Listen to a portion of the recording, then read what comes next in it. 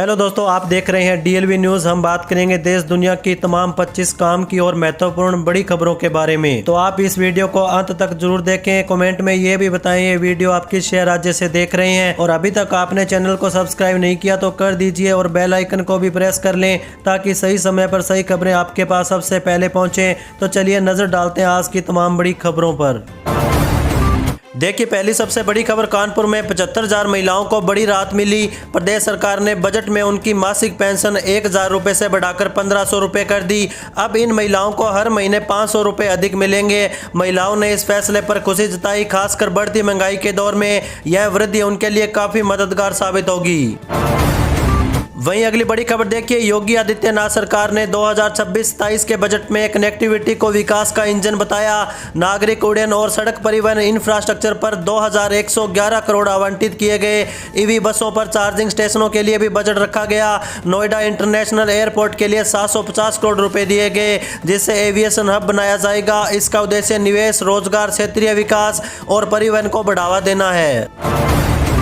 चलिए अगला अपडेट देखिए, उत्तर प्रदेश सरकार ने 2026 में महिलाओं और छात्रों के लिए कई महत्वपूर्ण घोषणाएं की है। रानी लक्ष्मीबाई स्कूटी योजना के तहत मेधावी छात्रों को स्कूटी देने के लिए 400 करोड़ रुपए प्रस्तावित किए गए हैं, जिससे उनकी पढ़ाई और आवागमन में सुविधा होगी। इससे अतिरिक्त महिलाओं के लिए विशेष कौशल विकास और जॉब प्लेसमेंट केंद्र भी खोले जाएंगे, जो उन्हें आत्मनिर्भर बनाने और रोजगार दिलाने में मदद करेंगे। महिलाओं ने इस बजट की सराहना की है।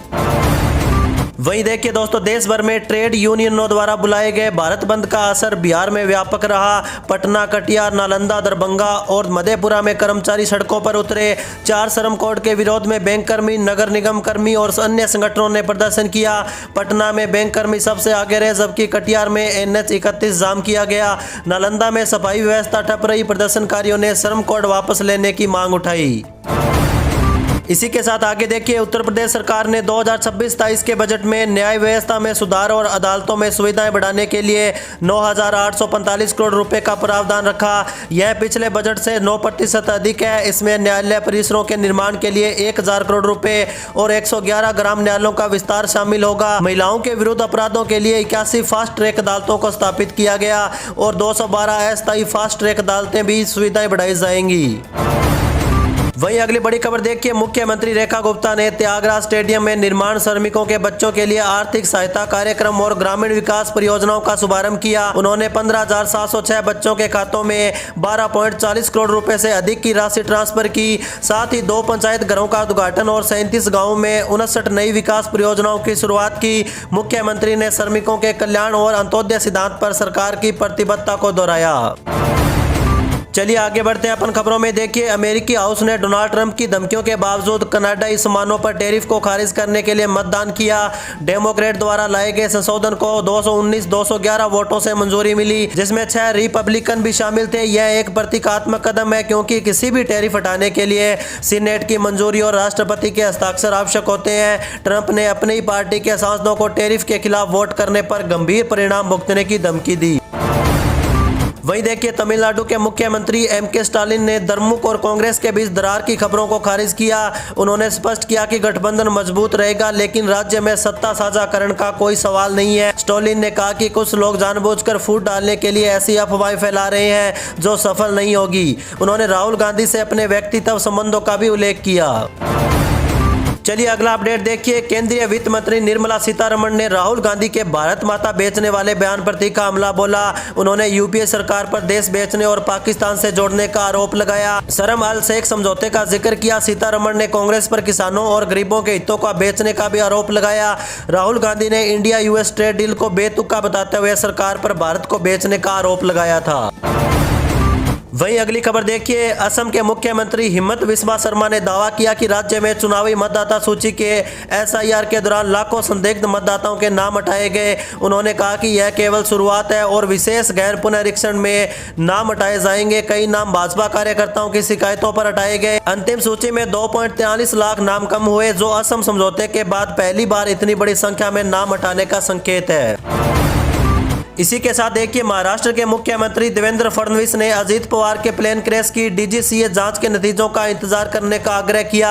उन्होंने बताया कि ब्लैक बॉक्स मिल चुका है और जांच शुरू हो चुकी है। फडणवीस ने केंद्रीय उड़ान मंत्रालय को विस्तृत जांच के लिए लिखा था। यह बयान अजीत पवार के भतीजे रोहित पवार द्वारा तोड़फोड़ की आशंका जताने और गहन जांच की मांग के बाद आया। वहीं देखिए दोस्तों, केंद्रीय मंत्री पीयूष गोयल ने निर्यातकों और उद्योग निकायों से विकसित अर्थव्यवस्था के साथ भारत के मुक्त व्यापार समझौतों का लाभ उठाने का आग्रह किया। उन्होंने कहा कि इससे वैश्विक पहुंच बढ़ेगी, गुणवत्ता सुधरेगी और प्रतिस्पर्धा बढ़ेगी। इन समझौतों से किसानों, श्रमिकों और एमएसएमई को भी फायदा होगा। साथ ही भारतीय कृषि और डेयरी हितों की रक्षा होगी। टैरिफ में राहत से व्यापार में विश्वास बढ़ा और रोजगार सुरक्षित हुए।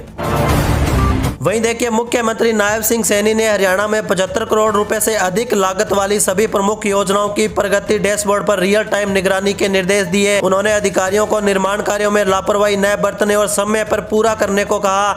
8 मेगा परियोजनाओं की समीक्षा भी की गई। सरकार अस्पतालों के लिए 2.39 करोड़ रुपए के सूक्ष्म चिकित्सा उपकरण खरीदने को भी मंजूरी मिली।